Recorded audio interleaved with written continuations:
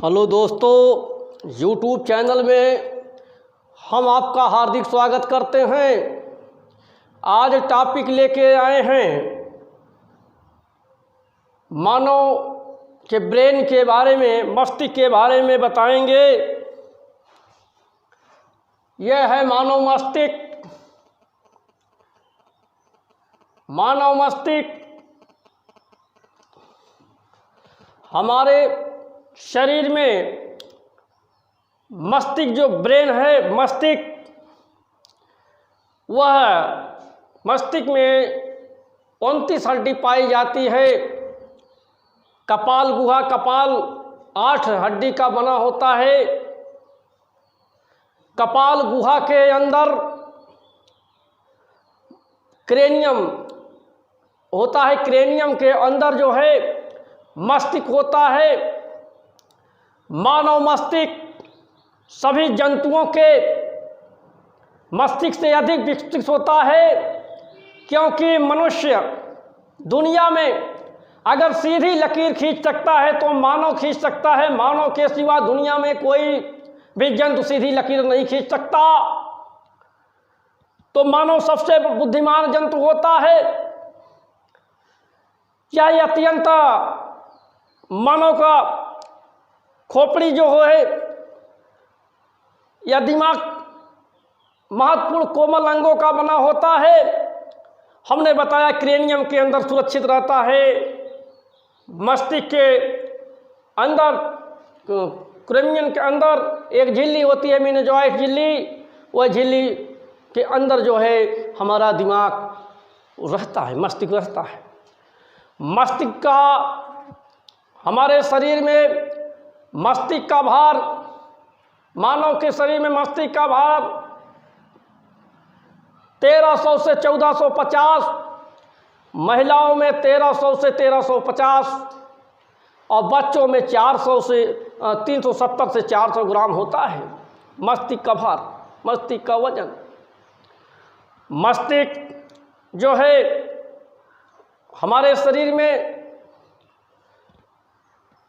Cranium के अंदर सुरक्षित रहता है। मस्तिष्क में हमारा तंत्रिका ऊतक का बना होता है, जिसकी इकाई न्यूरॉन होती है। न्यूरॉन, मस्तिष्क में लगभग 100 अरब न्यूरॉन पाए जाते हैं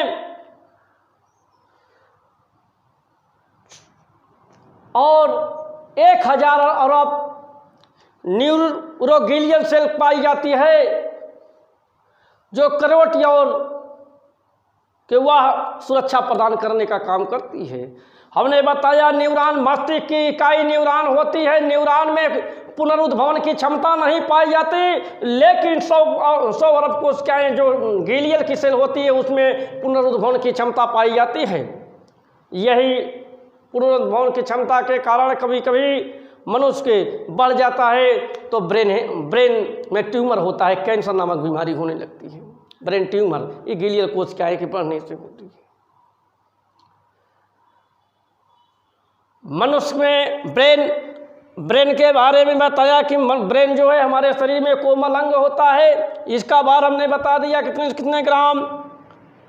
मस्तिष्क जो होता है 3 भागों में है, बांटा गया है। अग्र मस्तिष्क, मध्य मस्तिष्क, पश्च मस्तिष्क। अग्र मस्तिष्क जो होता है इसके भी निम्न 3 भाग होते हैं, अग्र, मध्य, पश्च। अग्र मस्तिष्क यह मस्तिष्क का सबसे बड़ा भाग होता है। इसके वह भाग में सेरेब्रम है।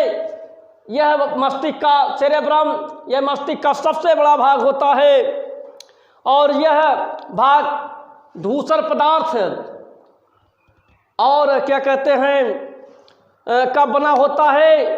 इसके भीतरी श्वेत पदार्थ का बना होता है। सेरेब्रम,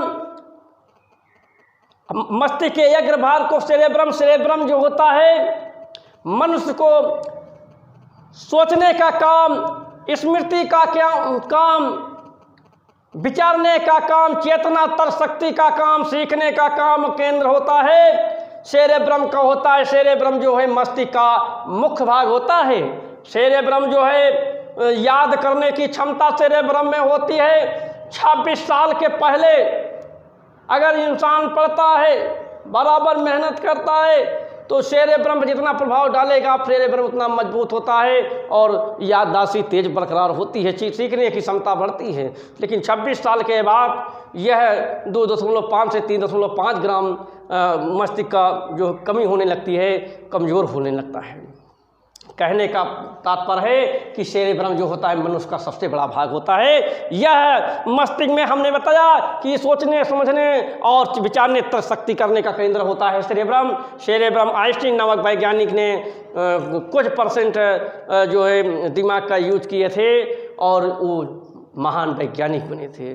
कहने का तात्पर्य है ये मस्तिष्क जो सोचोगे वही होगा। ये मस्तिष्क आपके ऊपर निर्भर करता है, क्योंकि मस्तिष्क जो होता है हमारा फैटी आयल होता है, फैटी वसा का बना होता है सेरेब्रम। उसके बाद सेरेब्रम के बाद आता है डाइसेफ्लान अग्र मस्तिष्क में है अग्र मस्तिष्क डाइसेफ्लान में जो है यह अग्र मस्तिष्क के पिछला सेरेब्रम के पिछला भाग होता है, जिसे डाइसेफ्लान कहते हैं। हम मस्तिष्क के ठीक नीचे यही स्थित होता है।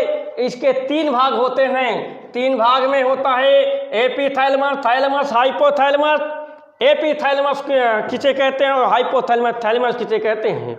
एपीथैलेमस यह भाग हमारी पीनियल ग्रंथि से संबंध होता है यह तथा अपने उपस्थित मृदु तानिका के साथ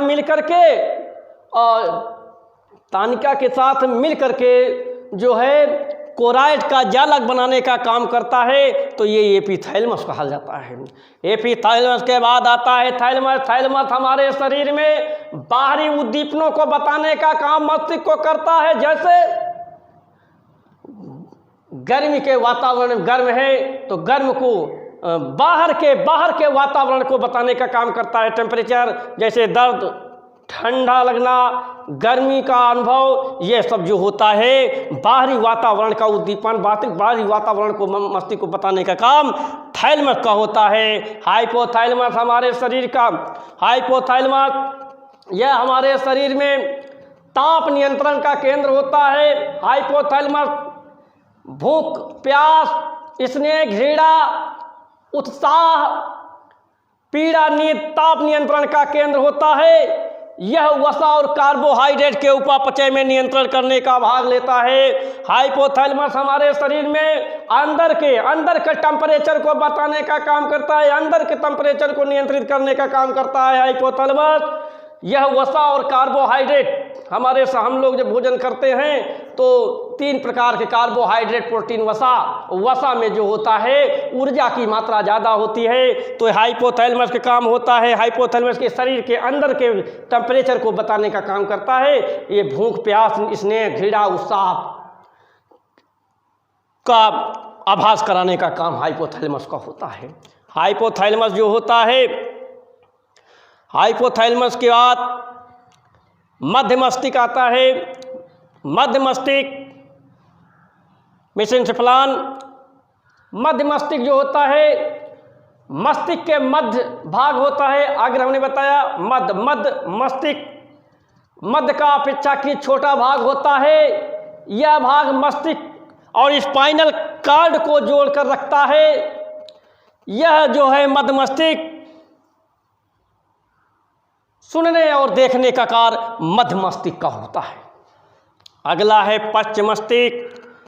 पश्च मस्तिष्क जो होता है यह सेरिबेलम और मेडुला ऑब्लांगेटा, सेरिबेलम और मेडुला ऑब्लांगेटा का बना होता है, जिसे सेरिबेलम अनुमस्तिष्क और मेडुला ऑब्लांगेटा। सेरिबेलम जो होता है यह शरीर का संतुलन बनाए रखने का कार्य करता है, पेशियों को हमारा नियंत्रित करने का काम, खेलने कूदने का काम, पेशियों को नियंत्रित करने का काम, नाचने का काम, यह हमारा सेरिबेलम का होता है। सेरिबेलम जो होता है, जैसे शराबी इंसान होता है, शराब पीता है तो सेरिबेलम पर प्रभाव डाल देता है, तो उसकी पेशियों की नियंत्रित गति हो जाती है, इधर उधर पैर रखता है। तो कहने का मतलब है सेरिबेलम जो होता है हमारे शरीर को संतुलन बनाने रखने का काम होता है। अगला है मेडुला ऑब्लांगेटा। मेडुला ऑब्लांगेटा हमारे शरीर का सबसे नीचे वाला भाग मेडुला ऑब्लांगेटा होता है। मेडुला ऑब्लांगेटा यह मस्तिष्क के बेलनाकार पश्च भाग है और यह कपाल के महारंध्र से निकल करके मेरुरज्ज स्पाइनल कॉर्ड से जोड़ने का कार्य करता है या स्थानांतरित करने का कार्य करता है। मेडुला ऑब्लांगेटा में अनैच्छिक क्रियाओं का नियंत्रण होता है, जैसे श्वास की लय, हृदय की स्पंदन दर, परिसंचरण, छींकना, खांसना, हिचकी, उल्टी या वमन, जीव के गतियों का नियंत्रण, यह नियंत्रण जो होता है मेडुला ऑब्लांगेटा का होता है। मेडुला ऑब्लांगेटा हमारे शरीर में यह श्वास लय को नियंत्रित है। जैसे तेज से दौड़ गए हैं तो दौड़ने पर हमारा जो है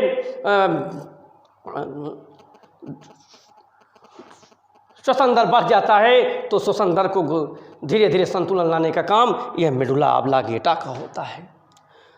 तो यह मेरा वीडियो पसंद आए तो लाइक शेयर सब्सक्राइब ज़रूर कीजिएगा।